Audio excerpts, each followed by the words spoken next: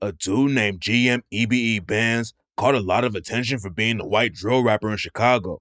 But what really put him in the spotlight was the brutal way he got killed. From selling fake lean and shooting Opps in the trenches to allegedly getting set on fire by the cartel, this is the whole crazy story. EBE Bandz was born in Dallas, Texas, but allegedly spent most of his time in Chicago. His dad got locked up right when Bandz was born, and rumors say that Bandz' dad has ties to some serious drug dealers all over the place. Bandz got involved with the streets when he was young. He was always pretty low-key about what kind of work he was putting in, but in one interview, he said he got sent to a juvie program in Missouri, and that's when he started writing rhymes. Bandz came home to Chicago and wanted to study music production. He got into Columbia and was learning how to make beats there, but Bandz could only afford to go for one semester and ended up dropping out. I was going to school at Columbia for producing and shit. I don't go there no more because I feel like their school system is full and overpriced and all that. And at the time, I couldn't really afford to go there for more than one semester. But I was riding the train all the way to 87 with the jock on me from the buildings at the University Center with the jock on me. Bandz never stopped making music, but at the same time, he had both feet in the trenches. It's not clear who he was rocking with before he linked up with GMEBE on the east side of Chicago, but Bandz was already selling weed and fake lean. Scamming dudes with fake lean can get you killed, but that's how Bandz ended up being the only white dude repping GMEBE.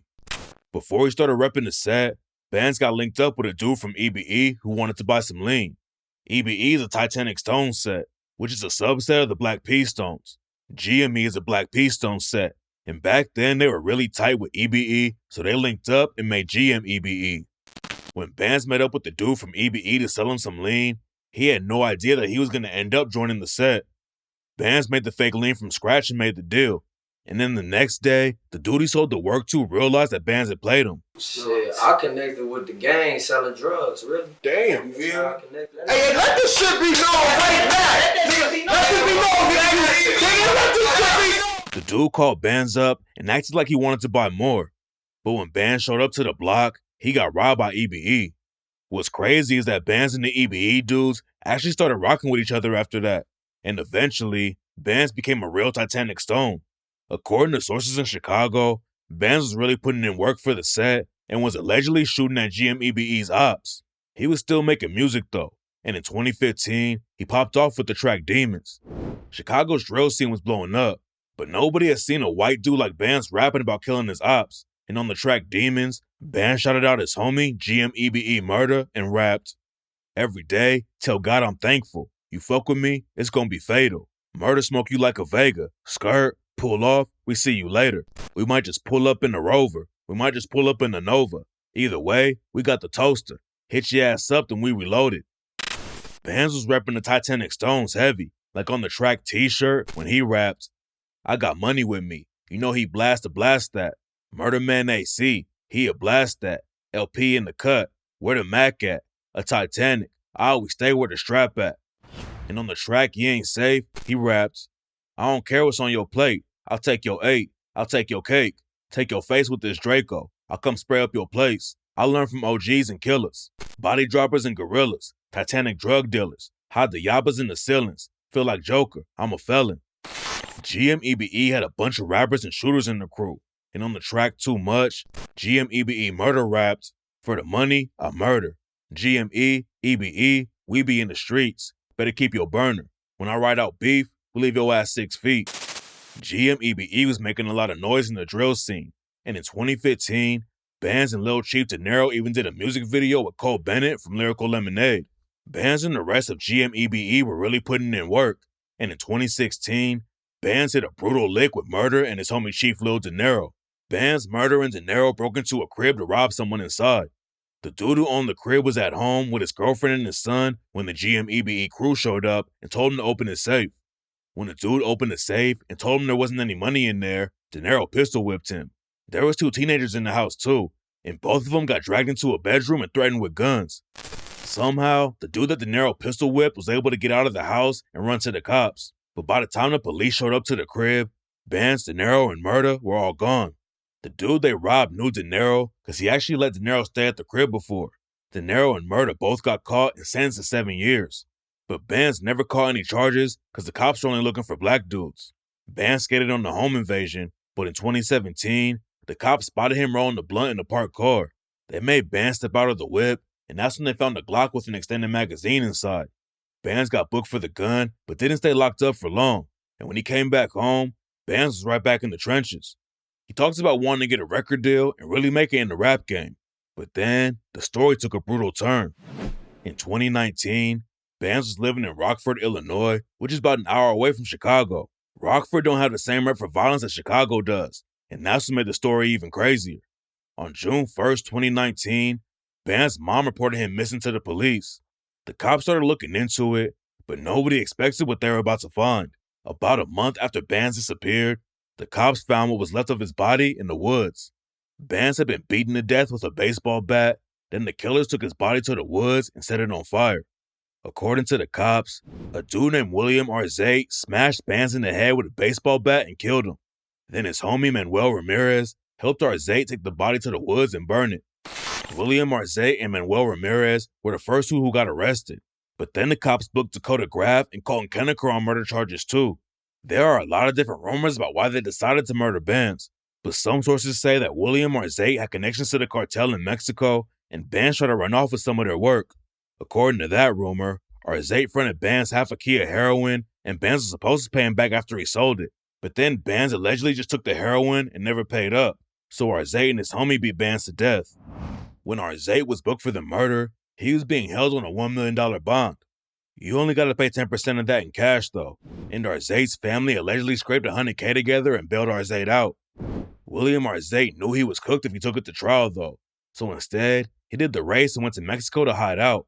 While Arzate was allegedly chilling with his connections to the cartel down in Mexico, his homies were all getting locked up for killing Bandz. Colton Kennecker was convicted for the murder and got hit with a 32-year sentence, and Dakota Graff got 35 years. Manuel Ramirez helped him move and burn Bandz' body, but he wasn't charged with murder and only had to spend 180 days in jail for concealment of a homicidal death. Even though the cops couldn't find William Arzate, his trial still went to court and he was sentenced to life in prison. Arzate was on the run for years and was allegedly getting help from the cartel, but in 2024, the cops finally found him. There's no proof that Arzate actually had connections to the cartel, but that doesn't mean Bandz didn't rob him. A rapper named Buddha G had a track with Bandz and they used to kick it together. And Buddha G went on No Jumper and said that Bandz might have ran off on the plug. He was into shiesty shit. Like, he did shiest motherfuckers. Like, he was good at that. He taught me how to scam a lot of shit. Like, how to do the iPhone scam. According to Buddha G, Bandz was into a lot of shiesty shit, like scamming people online, so he might have run off on the plug. But according to EBE Bandz manager, Arzate was homies with Bandz and he snaked him. Some sources claim that Bandz actually fronted Arzate some pills to sell, but Arzate started popping them instead of selling them. Then after he got addicted to pills and couldn't afford to pay Bandz back, Arzate allegedly killed Bandz so he wouldn't have to worry about the debt he owed. Nobody knows what really went down, but the craziest rumor involves a millionaire that Bandz was allegedly connected to. Back when Bandz first started dropping music, a dude named John Farolito Jr. was allegedly paying for Bandz studio time. John Farolito Jr.'s dad is a dude who created Arizona Ice-T, but John Farolito Jr. made headlines in 2014 because he owed $5 million in taxes in New York. Bandz and John Farolito Jr. allegedly had a falling out after Bandz caught the gun case in 2017, and some people think the whole situation was sketchy. There's nothing to back the rumors up though, and it's highly unlikely that John Farolito Jr. had anything to do with Bandz getting killed. There's a lot about the situation we don't know, but the story about Bandz being homies with Arzate makes the most sense. There's no proof that Arzate had ties to the cartel, and the way Bandz died makes it look like he didn't think there was an issue with Arzate. Bandz was always known for being strapped up, and he even pulled out a gun when DJ Vlad did an interview with him. I ain't blow up because my shit look real and authentic. Not no foolery. Motherfuckers using CO2 guns and shit, boy. Nah, man. Nah. Yeah. It seemed like Bandz knew how to move in the streets and survive pushing weight in Chirac, so it wouldn't make sense for him to get caught lacking so hard unless he got backdoored by one of his homies. The GMEBE crew was going hard in the streets and in the booth, but after Bandz got killed and other members started getting locked up, the whole thing fell apart over a stolen gun. EBE was started by a dude named Skull back in the early 2010s, and they were clicked up with GME for a long time, even though GME was cool with some of EBE's ops like NLMB. EBE has been cool with a set called Hootie Gang from the jump, and in 2014, NLMB allegedly slid on Hootie Gang and killed a dude named Malowski. Then in 2022, a dude from Hootie Gang named Lil Curtis allegedly stole a gun from an NLMB shorty mob member named Lil O. And that's when Lil O got another gun and allegedly shot Lil Curtis to death at a bus stop. NLMB is a click up from No Limit and Muskegon Boys. And the Muskegon Boys were tight with a set called Triple B's. Back in the day, Triple B's were EBE's main ops.